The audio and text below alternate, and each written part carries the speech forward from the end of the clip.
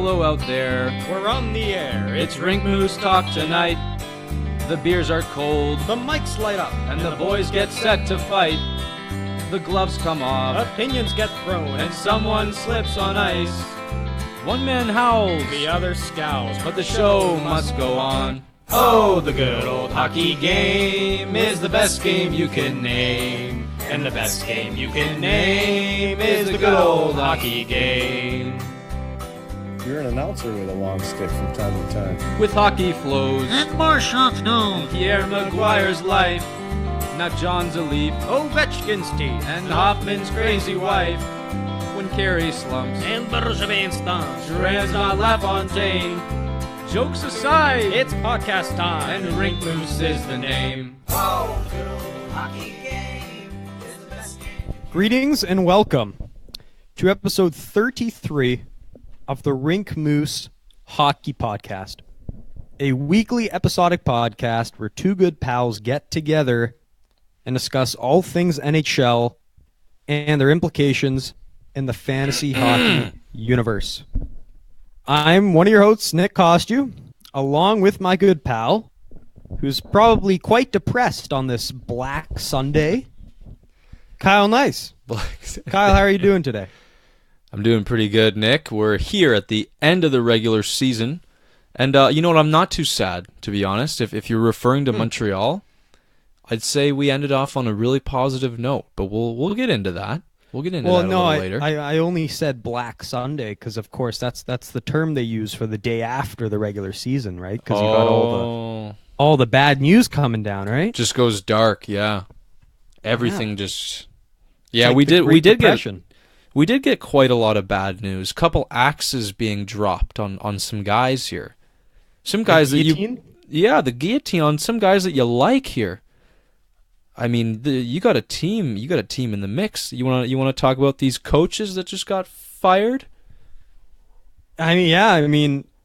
You know, there's always the part of me that's always sad and depressed because these are humans, you know, these are individuals in the real world making money through their jobs, and you don't want to see them laid off. But you know what? You care way too much about this. No. But then there's also the evil part of you that you don't really want to admit.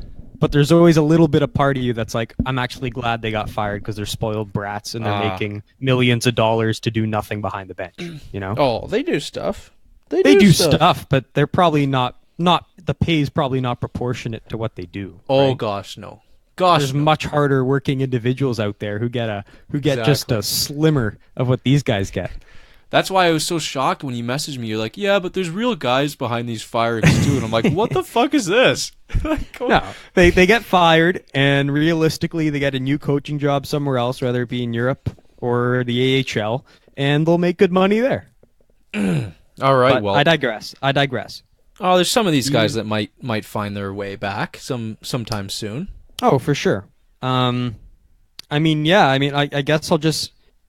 They're conflicting. I mean, there's a firing here which I think was just, was rightful. There's a firing here which I think is kind of depressing that it didn't really work out. Can I guess? Yeah. What's up? I think you're referring to Desjardins when you say it wasn't really rightful yet. No. Like when I say depressing, it's a shame things didn't work out. I'm alluding to Phil Housley actually from Buffalo. Really? So this morning Phil Housley got the axe in Buffalo, and the reason I say that is because this was a guy who writing was on the wall for how this guy should lead this franchise to an amazing future. Drafted as an 18-year-old in Buffalo. Leading defense scorer on that team. This guy was a stud, beloved player in the city of Buffalo. And they bring him back to be a head coach. It seemed like the perfect fit. He had just, he was the assistant coach in Nashville. He had a success with his coaching career. And just, Kyle, I guess it's just an utter debacle. I guess that's the only way you could sum it up. 2 seasons, and it's just been a sham both times. Oh, absolutely. Even last year was worse statistically. But this year, you almost look at it, and you look at the 10-game winning streak. They're on top of the world, and then they just fall from grace in such a horrific way. It's almost like this guy just lost the room. He just like completely and utterly lost the room. I don't know how no one has catapulted so far down like in recent memory, other than, Philly had that other one where they had 10 wins and 10 win streak and missed the playoffs. But that's crazy how they could just fall so far. Unreal. Yeah, but you would agree, like it would have been nice if things worked out, right? Oh yeah, I mean, given the personality. Yeah, the storyline's there. I mean, old player and he was a star, and Rasmus Dahlin can have a mentor. It's so. It sucks, and I think he's young in his coaching career, so I think he'll find his way perhaps back onto an assistant coaching platform first before he gets another crack at this. But it is sad. It's just, it just didn't work. Plain and simple, it's written on the walls. And I know Jack Eichel had that interview where he said, it's not all his fault. A lot of us just didn't meet the match. And what's interesting to note is he got a lot out of his top guys. Skinner had a crazy year, especially early on. Reinhart set career highs. Even Eichel set career highs because he stayed healthy. So he got a lot out of his top guys. It's just the buy-in and the energy dropped right after, just shortly after that win streak. It just fell off, and I can't explain it. I just can't. Yeah, and speaking of losing the room, I think that segues nicely into our next individual here, and that was old Willie Desjardins in L.A. And you're gonna like this one. The reason I say losing the room, and not a lot of people would know this unless you watch this team as astutely as I do. Oh yeah. And there was a game about a month ago in Carolina. Teams out of the playoffs, they're well out of it. They got nothing to play for. But Jonathan Quick's in net. He's a prideful guy. He's still going to give it 100% every night. And so, Kyle, get this. There's this play in the game. Carolina, they take a 1-0 lead.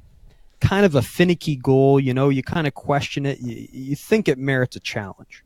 Yeah. Needless to say, old Willie, he doesn't challenge the play. The play just plays on.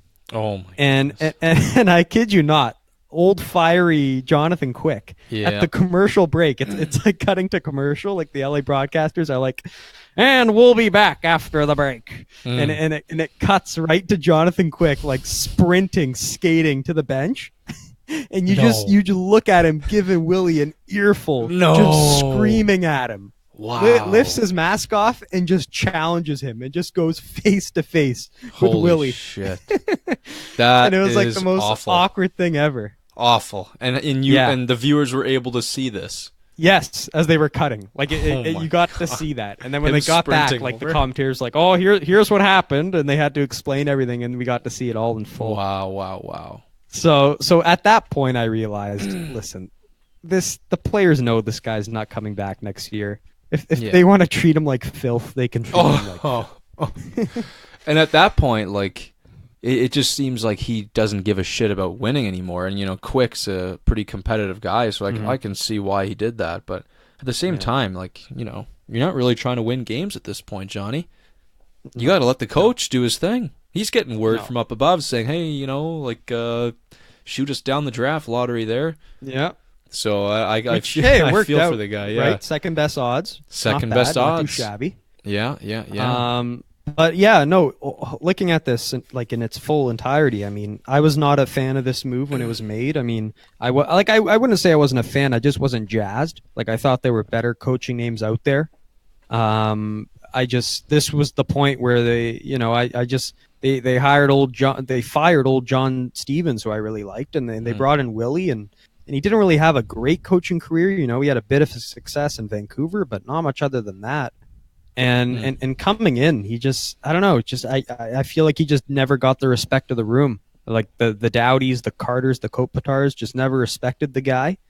And I don't have much to say other than that. What I will say is it looks like Todd McClelland is on his way to LA. He will be replacing him. Oh boy. That's the insider knowledge there. Yeah. Which I think makes more sense. He's more familiar with the state of California. He coached the Sharks for all those years. Very familiar with LA, the team, and the personalities there. And I'm sure there's a mutual respect between him and the players, given his coaching success down there in San Jose. So, I guess if there's a story to come out of this, it's less so Willie Desjardins given he had such a short tenure, and it's more so who's coming in, and that's old Todd McClelland.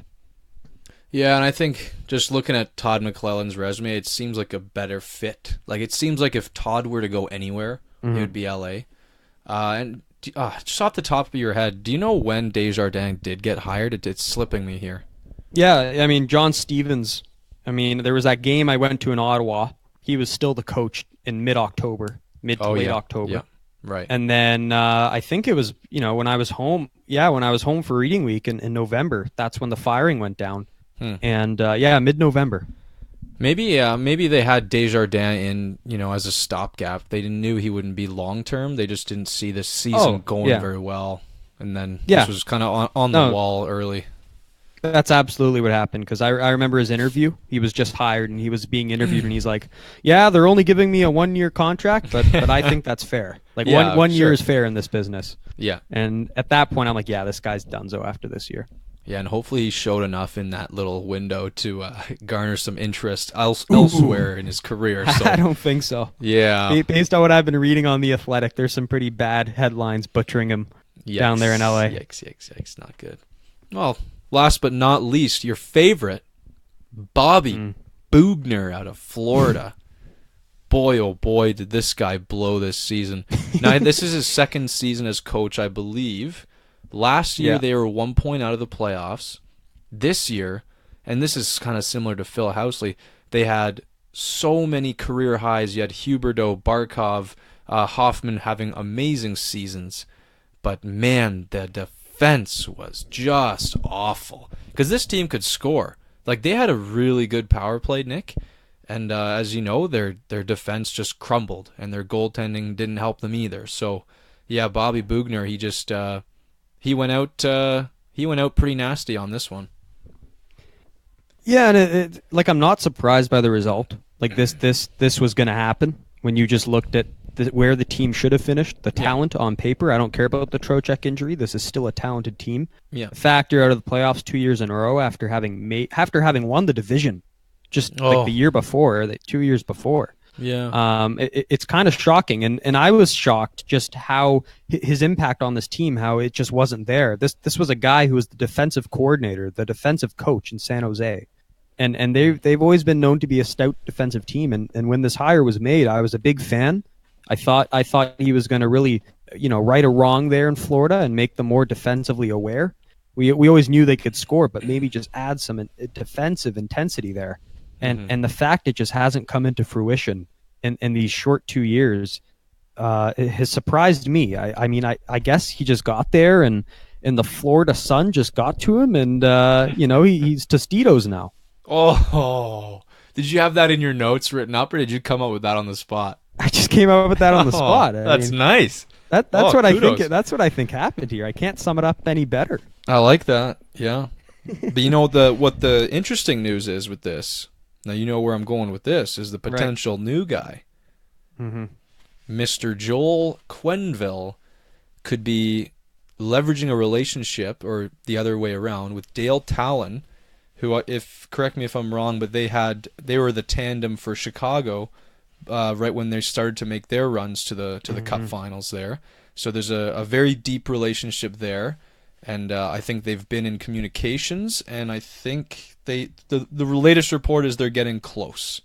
So that's all we can really say for now. But man, that would be interesting. And I would not have thought, from an outsider's perspective, that Quenneville would have chosen a market like this, especially going from a Chicago kind of franchise to this Florida team. It's interesting to me. I thought he would have had his sights set a little, higher in terms of market value, or in terms of like fan base value and all that. But yeah, it's interesting. I guess the relationship means a lot to him, and we'll see how that goes. Yeah, two things here. The first is I was surprised as well, because I know for a fact he wanted to go to contender. He was not down for a rebuild.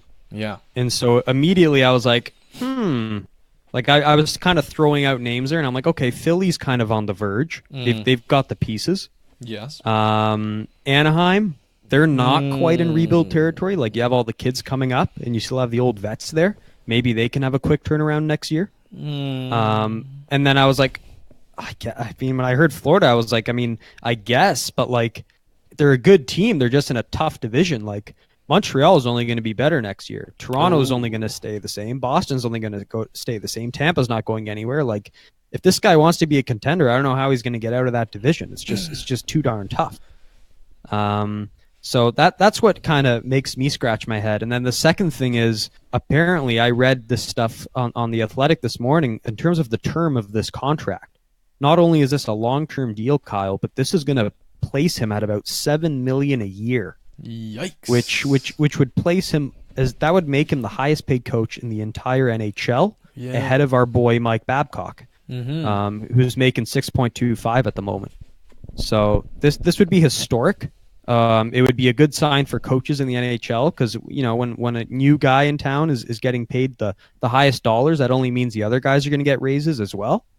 So it's a good sign for coaches and kind of shocking, to be honest. I kind of thought Mike would set the bar, but looks like these guys really want Joel there in Florida. It's a bit of a head scratcher to me that Florida would have this kind of money to throw around for guys like this. But let me ask you this, just while we're on the topic: who do you think has the brighter medium-term future out of Philly and Florida?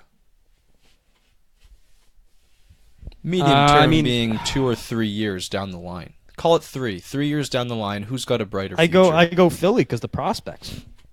Maybe I know one Florida prospect who's good, but other than that, I haven't heard too much of their prospect pool. Whereas Philly, for a fact, they got pieces coming up, or at the very least, pieces that have just come up, like Carter Hart, who are only going to develop. So, yeah, I guess between those two, I'm surprised Philly wasn't the top choice there, but maybe Philly's got their own plans. Maybe they didn't want to throw that money out there. Maybe they liked the coach who just came in there. I don't know. Yeah, very possible, and especially when you look at goaltending. Like, Philly has their goaltending figured out for 10, 15 years. I don't know what Florida's going to do. Luongo leaves. Bobrovsky, right? The rumor has it they're in a package deal. They're going to get Bobrovsky and Panarin. You add both those pieces. Maybe this debate we're having, Philly versus Florida, takes a swing. Maybe rather have Florida. I just hope you're not relying on that as an ownership group. Yeah, we'll get those two guys. I mean, there's no way they can confirm both those guys come in. I mean, maybe they've had discussions with the agents, right? I mean, when a player expresses they're not re-signing with the team, as both those players have, that pretty much gives the agent the rights to negotiate with whoever the fuck he wants to, right? Is that how it legally works? That they can? Well, no, start talking? That's not anything legal. I'm just saying, like, once you've made your intentions clear, to the public, to your agent, to everybody on the planet, your agent, he should be getting to work and trying to negotiate where you'll be packing your bags to, right?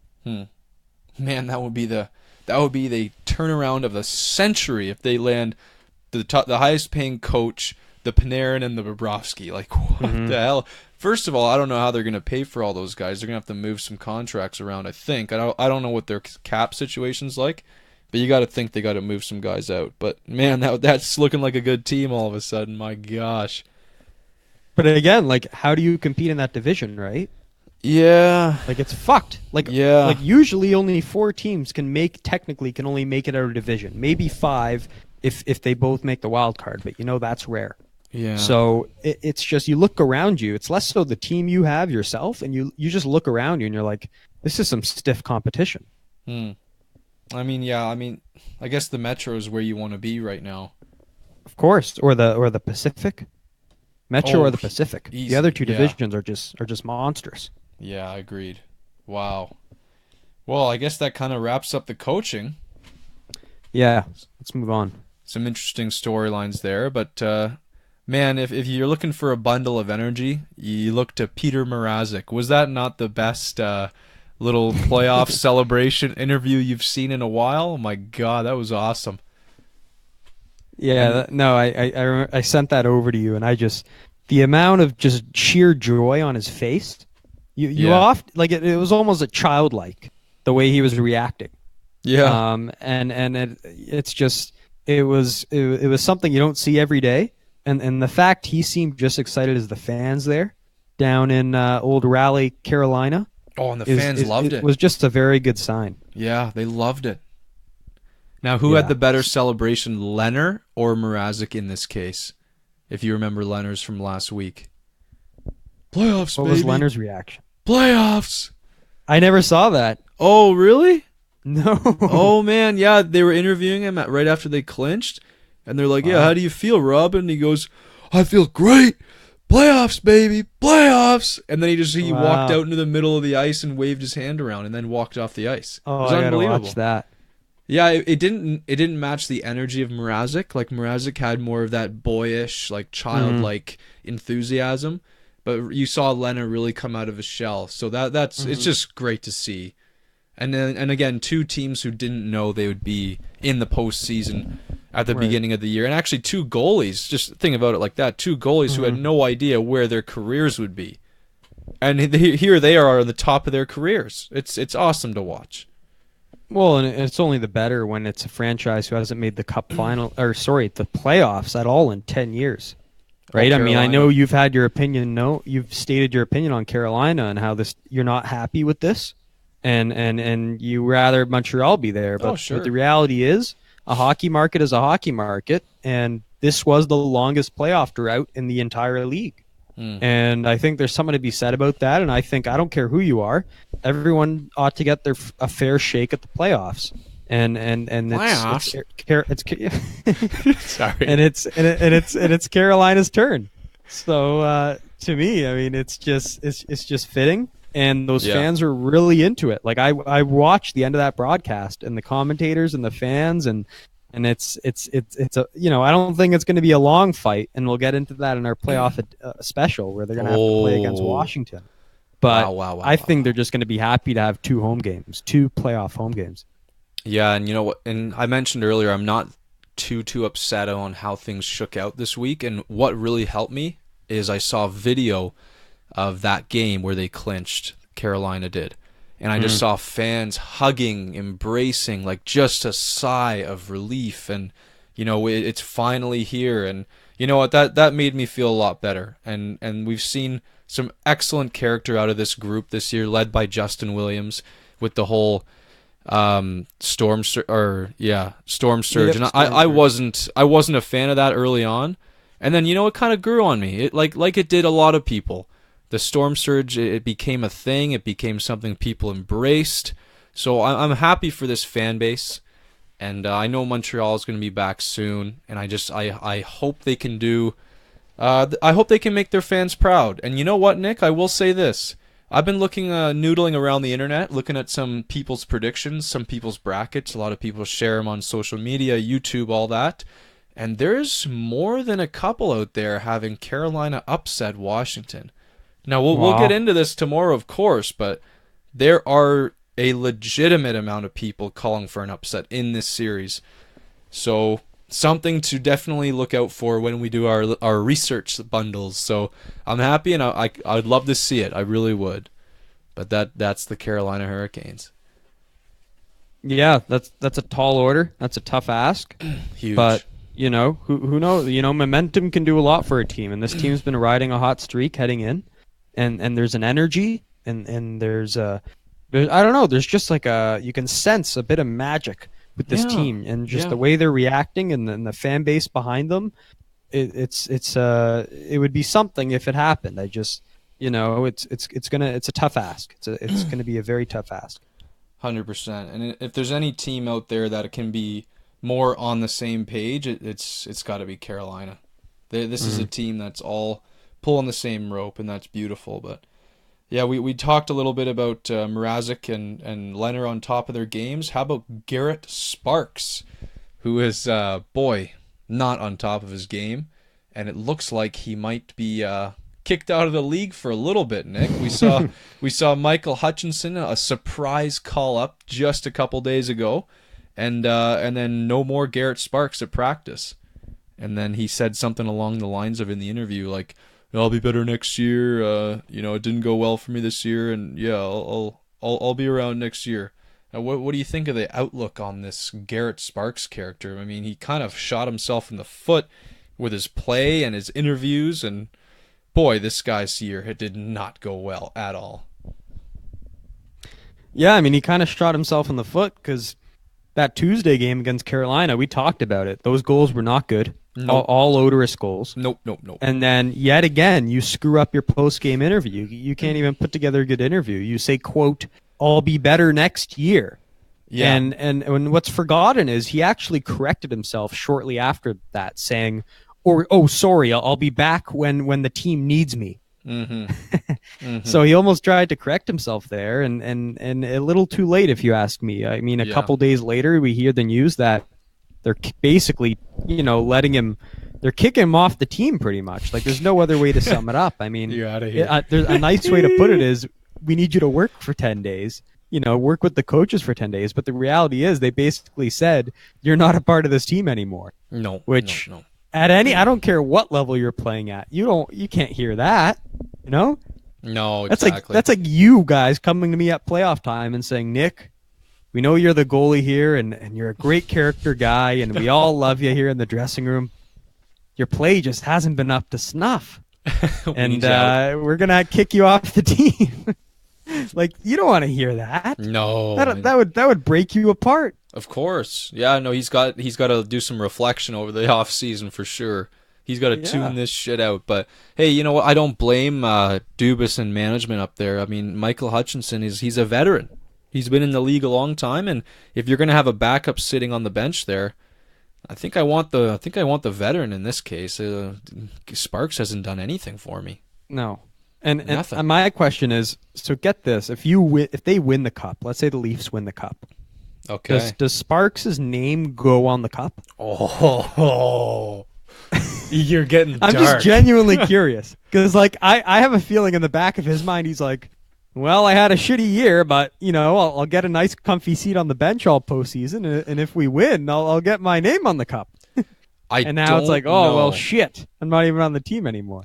I think it all depends on if they loan him down to the Marlies. Like, can they still do that? Is he on a two-way? He's got to be. I think he's on a two. I'm not sure. Oh, of course. He can definitely be sent down to the AHL. In that case, I don't see why they wouldn't do that. Like, I think we see that happen, and then in that case, he's not on the cup. But if he were to sit in the press box every single game as an undressed player, he's on the cup. He's on there, yeah. Because all kinds of like weird names go on there, like the trainers or something. There's all kinds of shit goes on there. I just don't know how it works. Like, because in baseball they have a rule where, like, if you just played one game with that team, you get a ring. Like, if you, like, let's say you played one game in November, just one game or two games. No, come on. You get a ring. What? Like, you were technically a part of that team for their year when they won. Wow. But I guess hockey, given there's not as much real estate on that cup, it's whoever was on the team when they won the cup. I think that would make the most sense, right? Yeah, or at least for that playoff run. Yeah, like you can have Sparks play one game, the first game, and then injure the rest of it. He'll be on. Then you're eligible. Yeah, right. Or active roster player during that run. Sure, I think so. I think that's how it goes. But again, not confirmed. We don't know 100%, but I'm sure that's how it goes. We're just hypothesizing here. But needless to say, I mean, I guess that deep down, management, Dubas, are hoping no backup has to play. Like, this is just Freddie taking the ball and running with it for the next 2 months. But again, you're asking a lot of him to do that, because if we've looked at previous winners, almost all of them have used both their goalies, right? You look at Pittsburgh, the saga, Fleury and Murray. You look at the saga in Washington, Grubauer and Holtby. I mean, in Chicago, they bounced around between Crawford and his backup. So, it's even in LA, Quick and Martin Jones. So it's going to be interesting here to see if Freddie can hold up and what implication that has, and whether we see Hutchison, and if we do see him, was it the right call? It's because he hasn't had any reps in the NHL. Like, he literally hasn't played a game, and the playoffs start Wednesday. He's going in cold, and I don't know what to expect, to be honest. And I think the only situation in which we do see him is Freddie gets pulled or Freddie gets injured, and in both those cases, like, you're pretty well toast. So, I don't know if this is going to be too consequential to the Leafs' chances. I mean, if Freddie's out, we're done, kind of thing. But I think maybe it's more of a a steadying force on the bench right there, just so the guys can feel a bit better. If Freddie can feel a little bit better, I think that's more about what this is, and less about he's going to give us a better chance to win, kind of thing. Right. Yeah, that would make sense. That would make sense, because it's not like he's going to get a start anytime soon. It's more. I guess it is more mental. 100%. And I got things to say about the Leafs. So let's get into this Montreal business. So just really quickly, we'll summarize for you. I mean, you guys saw it. There's 3 teams that were all fighting for a spot here. And it turned out to be Columbus and Carolina that got those spots. But it should be said, Montreal with a 96-point season missed. Like, you don't usually miss with 96 points. So it's really unfortunate. And just for reference, Nick, the Vegas Golden Knights over in the West have about 96 points. Like, they're right on par. It's crazy to think about. And we're all looking at Vegas like, oh, this is a super team. I mean, Colorado got in with low 90s. Like, it's very interesting how the West and the East compared here. But Montreal, they battled it to the end, didn't they? They just totally looked themselves in the mirror and showed up for those last 4 games. Winnipeg, Tampa Bay, tough game in Washington, really tough game. I mean, Holtby's got the number of Montreal. Let's face it, he's a star against the Canadiens. And then you had the Toronto game, which was a throwaway, all things considered. But man, we got a lot of content out of this one, Nick. It was an awesome game. Yeah, I mean, what else can be said? I mean, I'm pretty sure the shots were like 49-49. The final score was 6-5 in a shootout victory. It had drama. It had a quick pace. It had a young star making his debut on a big stage, and a fellow who I don't think needs any introduction made his final exit in his long career. And I think these clips I have assembled here will sum it up quite well. My mother told me a long time ago that, Robert, all good things come to an end. And she was seldom wrong. Drouin has had a tough year. They expected a lot from him. Jonathan Drouin with the chance here to maybe do something great. And he does. Whoa! They said he had talent, and he just showed you he has. Look at that. What about 3 goals in your first game? How about a chance for 4? Ryan Poehling, standing O coming for him. Yes, sir! What an unbelievable start of a career.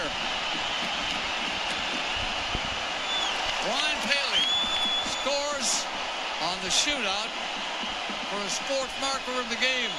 Kapanen will come on for the Maple Leafs. Good clips? Nick, it was so it was so sad, but it was so nice. It was almost like the way the game was going, it's like the hockey gods didn't want the game to end because they just loved listening to Bob. And I wish I could tell you, Nick, that I had like a specific Bob Cole memory that burns into my head.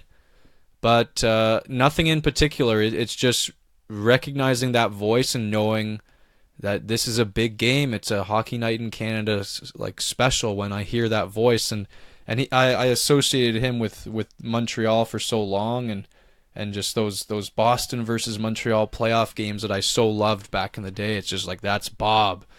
And it's just so sad that it has to come to an end. But, man, we got 50 years of the guy, and I wish I was around for more of them. But what a legend. What a legend in this game. I mean, I think what's so great about him is he had an effect on every generation of hockey fan. Like Yeah. 50 years. Think about who that affects, right? That's your grandparents, that's your parents, that's you, right? It's that's like that's like 3-4 generations of hockey fans that this guy, he was the soundtrack of hockey. I know Foster Hewitt, the late Foster Hewitt, who we of course know, who opens up Hockey Night in Canada every night. That he's a transcendent figure and had a great impact on the sport. But I just think that 50 years, there's something to be said about that. And you think of just the history. I mean, everything from the Summit Series in 72 to them in the Olympics. And when I think of his great calls, because I've been brushing up a lot on my history in the old calls, is in 76 he had a famous call where the Russians, they were playing the Philadelphia Flyers. And there was a point in that game where the Russians, they were so fed up with how the game was going, they just left the ice. Like they quit the game. They just left. Wow. And Bob's call was, it was along the lines of like, and they're leaving. They're leaving the ice. And it was just like, they know. Actually, the call is like, it's like, they're going home. They're going home, folks. And it was so good. No way. And another one that comes to mind that a lot of people love is Joe Sakic in 2002 when Canada broke the gold medal drought. Right? I believe it was like the 50-year drought or something. And he scores the goal there, and everyone who was around then and a hockey fan there gets butterflies over that moment. So, I mean, those ones are just huge, and there's just a whole list of them. If you want to listen to all of them, there's just a tons of them on YouTube. But yeah, I mean, he's just got the perfect voice. He has a voice that just builds anticipation, like something's going to happen when he's talking. I think that's the beautiful thing with his voice. I mean, you know that famous Lemieux goal? Which one I'm alluding to, right? Yeah. And Lemieux's just skating down the ice, and he's like, and here comes Lemieux. And you just know something's going to happen, right? Yeah. That's all that needs to be said. Like, it's as if he knows and he's foreshadowing what's going to happen before we see it. And it's amazing. And it's a gift. It's a gift that he has that nobody else has, quite frankly. And like you said, amazing game. You felt bad for him. Like before that game was even tied up, you could hear it in his voice. He kept saying how much time was left, and just how sad, the sadness in his voice that it was all coming to an end. But also the joy. And we saw that through the tying goal, and the whole overtime was fantastic. It was just a very fitting end for this just master figure in my mind. Yeah, I completely agree, and I like to think of it as a this gives him a chance to explore new avenues in life, right? Like this allows him to go see things, do things, and he doesn't have to worry about brushing up on the hockey stuff so much. So yeah, Bob's got a lot left to do in life that I'd like to believe, and I hope he enjoys the rest of it. And 86, Kyle. I know, yeah. Crazy. People were shocked to hear that when I told them at the dinner table last night. So, and I think my favorite moment of the night last night, Nick, was when they had that tribute to him, and everyone was banging their sticks and people were cheering in the crowd, and you saw Mike Babcock's face. He was looking up and he was just smiling like a little boy, and it was just such a beautiful moment. And out of everyone I saw, it was Mike Babcock who had the most emotion on his face. Wow. So I would encourage you to go back and just cherish that look on his face, because it was really, really cool to see. And then of course he had the whole family in the booth there who was with him, and he's a humble guy. He, like, everyone was cheering for him, and he didn't milk it or anything. He just said thank you very much, and then he kind of moved on from there. And he's just a true professional. It's unbelievable, and his voice will ring true in all the rinks Canada wide, and it's awesome. Just an awesome figure. Yeah, that best all time in my mind.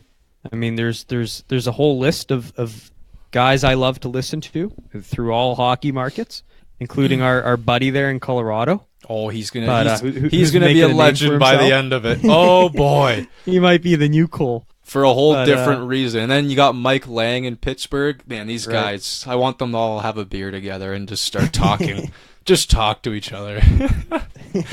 Oh man. But the no, difference like, is though, yeah, that Bob. Yeah, those Go guys are very team focused, right? Bob, he doesn't Right. really show too much bias or emphasis on one team. He's very unbiased, and that was part of what made him such a universal voice for the game. yeah. And another one more thing is when he makes a call, it almost sounds like he's enjoying the moment just as much as we are. Yeah. And he's shocked just as much as we are. Like he's such a relatable voice in that way. It is almost a childish joy that you hear from his voice, and we kind of react in the same way in our living rooms when we watch the game. So again, nothing else can be said. He's the best, and that's it.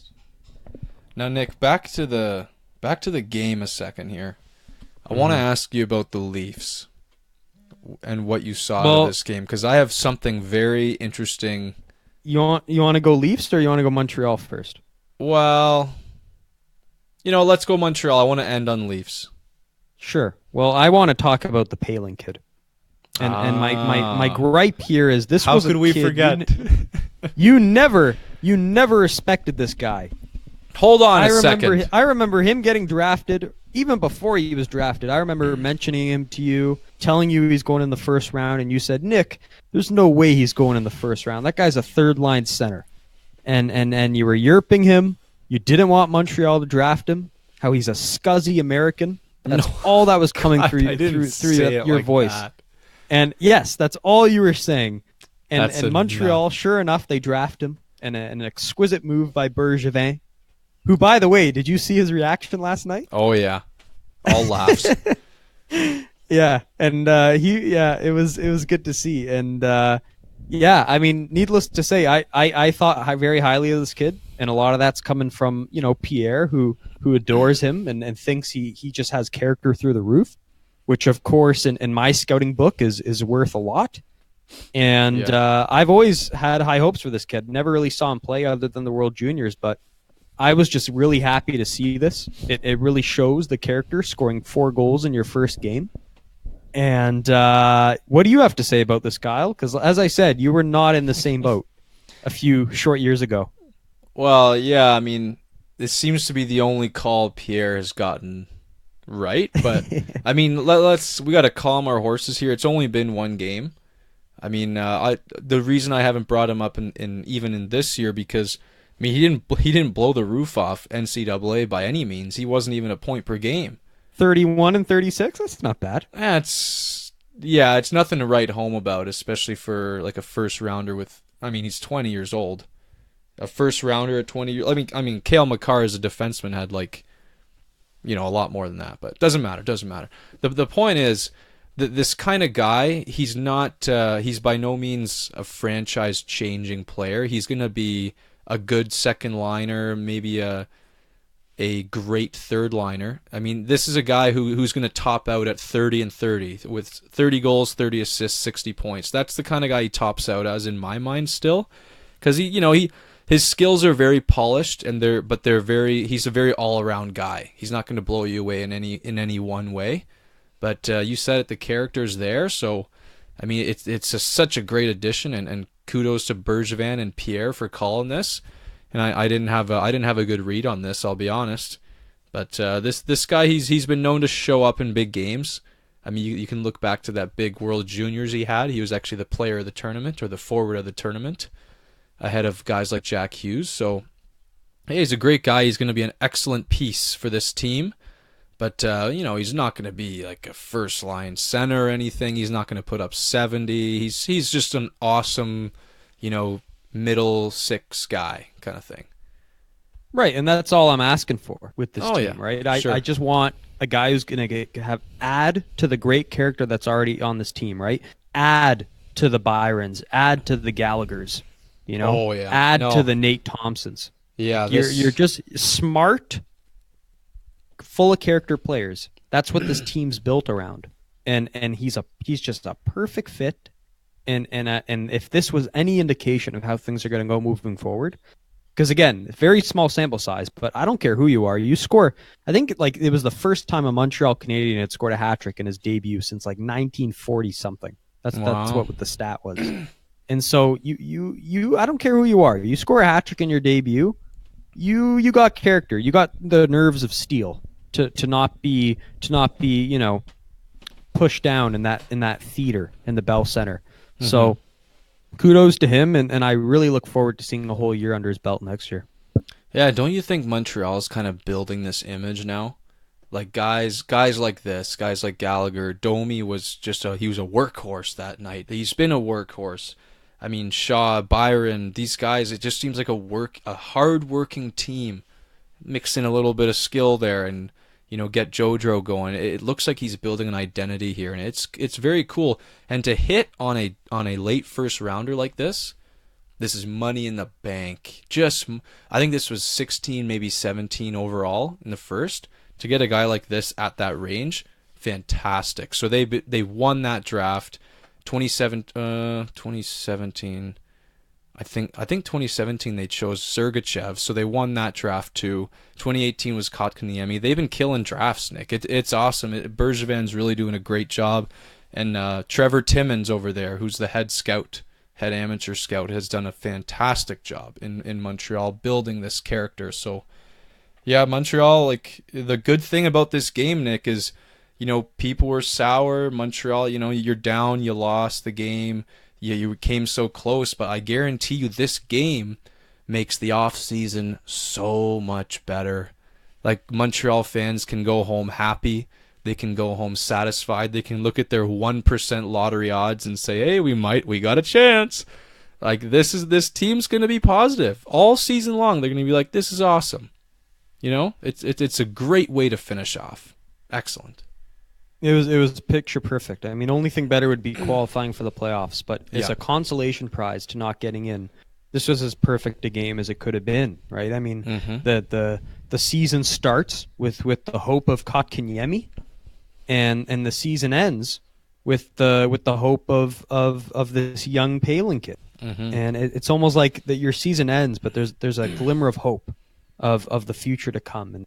And the fact that came into fruition in that final game, Bob Cole's final game, is Ryan Paling's first game, and it's just so fitting, and really a great way for those Bell Center fans to celebrate to end the season. And to polish off your arch nemesis in the process too is even better.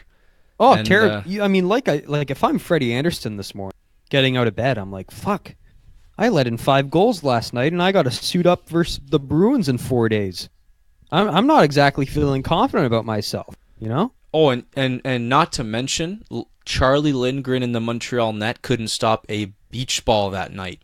Look at all those goals and how bad they were. He was very good in the overtime. Oh, the overtime was sensational. I know, but this first 3 or 4 goals were just fuzzy, wuzzy. I mean, there were shits. some off some player skates and then whatnot, but sure. I guess not the best night.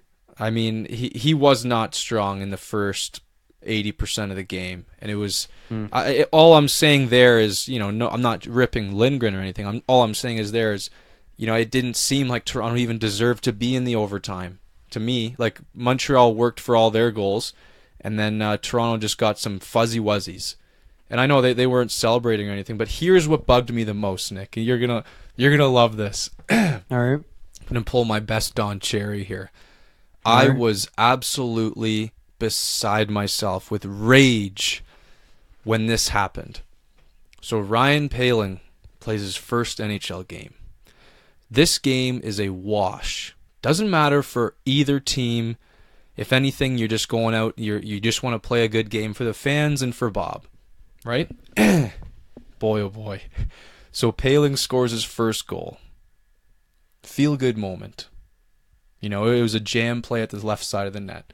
What does Mike Babcock do? He challenges the goal, and he didn't have a shred of a chance to get this called back. Now, why in Christ? What kind of... if you want to talk about hockey gods and bad karma and a bad negative energy, Mike Babcock, the veteran coach, the highest paid coach in the NHL, a kid scores his first NHL goal. You want to challenge it on a slim chance, a glimmer of hope that there was no goalie interference. I'm sitting there at the bar. I'm like, this is such a bad look. Like, it's a throwaway game. I get you don't want goals going in on Anderson. It's not like your team's going that hard in the beginning.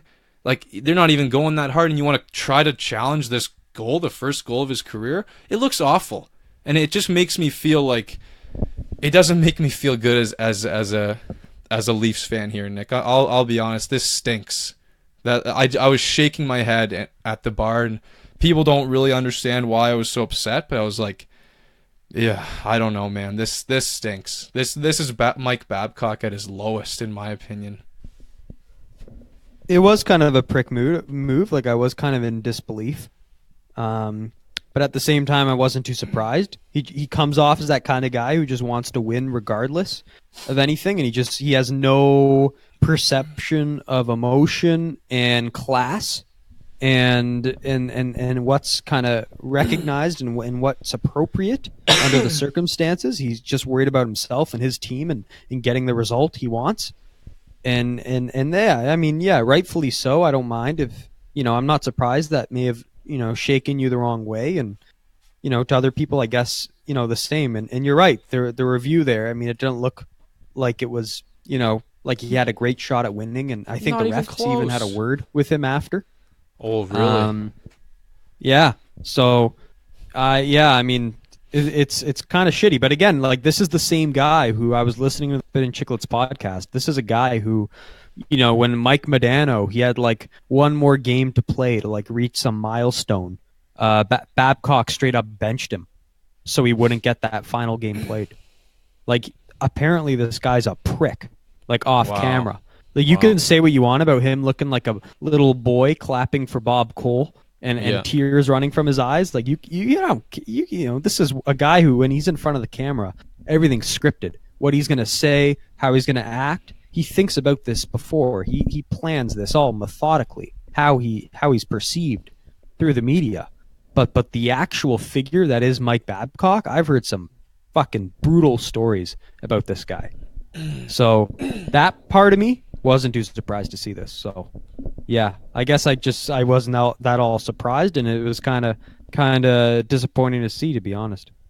I'm worried, Nick. I'm really worried. If I'm going to be cheering for this team, I'm really worried, because the message that he sent doing that was, yeah, we're all in on winning this game and giving our best effort. And fuck, they look terrible, man. Montreal skated them all over the ice.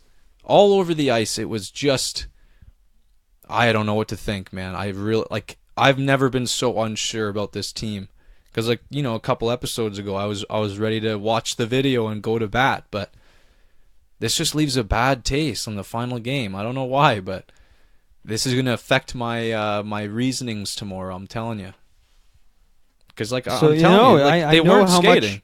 Like, Matthews would disappear all game, and then he'd show up for a flash. He'd do his little dangle, show up for a flash, and then disappear again. I don't have any questions about Marner whatsoever. Marner's by a mile the heartbeat of this offense. But man, oh man, I have so many unanswered questions. I'm just more confused, because I thought they'd turn it on by now. Like, this is the final week, and this is our final week wrap up here in this episode. I got nothing for you. I have no idea what to say to you Leafs fans.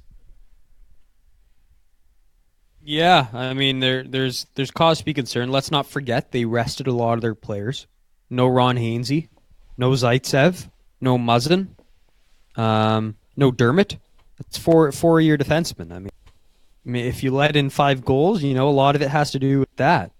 So don't forget about that. But yeah, I mean, for someone who believes in the hockey gods as much as you do, which I know you place a lot of emphasis on there, the supernatural effects of hockey. Relax. Relax.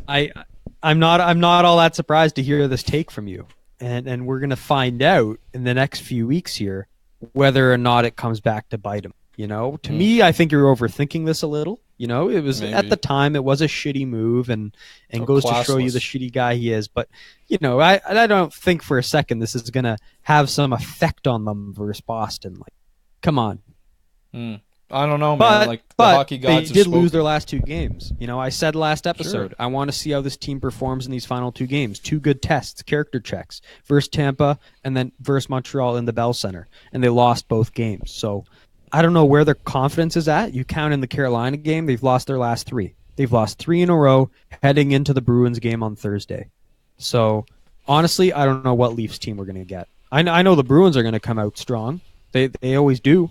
That game 1 in TD Garden, you know, they always do. But the Leafs, it's going to be very interesting to see what Leafs team we get. Yep, and a rookie Montreal player put the puck in the net 4 times against Anderson. So I wonder where his head is at. Like throughout this whole game, I'm just like, I mean, the biggest thing about him is his mental stability right now. I have no idea where that's going to be. This is this is tough, man. I'm trying so hard. Because you know when I fill out that bracket, you know I lead with my heart for a lot of these picks. And man, it's hard right now. It's really hard to figure that one out. And I think we're going to end on that note. I think it's a good cliffhanger. The fans don't really know where you're going with that pick at the moment. You seem confused and distraught. Yeah. And it sounds like you need to sleep on that pick. So we're going to give Kyle another 24 hours to mull it over and think about where he wants to go with this. And for the epic conclusion as to where Kyle's bracket goes from here, we encourage you to tune into our 34th episode, where we will run through and do a preview of each and every playoff series. All 8, that's right. All 8. It's going to be a bonanza of an episode. Our first ever playoff preview. So we're both excited, and we hope you all enjoy. So, Kyle, if it's all right with you, I think we will wrap this up, and we will see you all in our playoff preview. Rink Moose is signing off.